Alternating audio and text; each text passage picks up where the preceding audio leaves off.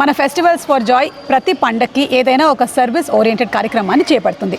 మరి ఈ వినాయక చవితి పండక్కి మనం ఇదిగో ఇక్కడికి వచ్చేసాము. Devnar school for blind. ఇది ఎస్టాబ్లిష్ చేసింది ఎప్పుడు డాక్టర్ గారు? ఇది 92లో ఎస్టాబ్లిష్ చేసామండి. 4 అంధ విద్యార్థులతో స్టార్ట్ చేసాం.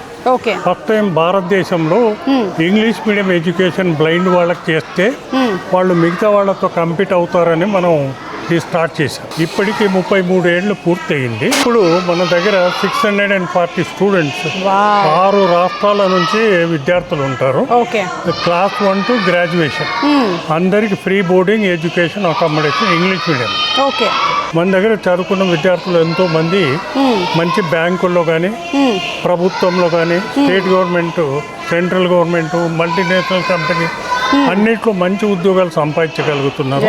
ఈరోజు ఏంటంటే వాళ్ళు ప్రభుత్వానికి ట్యాక్స్ కట్టే స్టేజ్లో ఉన్నారు. మేము అంతకుముందు కూడా మా ఫెస్టివల్స్ ఫర్ జాయ్ ద్వారా ఒక ఓల్డేజ్ హోమ్ కన్స్ట్రక్షన్కి రిక్వెస్ట్ చేసినప్పుడు మనకి చూసేటువంటి సబ్స్క్రైబర్స్ నుంచి చాలామంది జనరస్గా డొనేట్ చేశారు.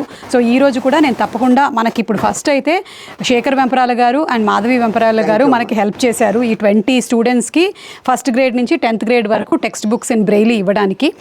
అలాగే ఈ బిల్డింగ్ కన్స్ట్రక్షన్కి కూడా జనరస్ వాళ్ళు హెల్ప్ చేయాలని నేను లింక్ కూడా పెడుతున్నాను. తప్పకుండా చేస్తారు. సంతోషం.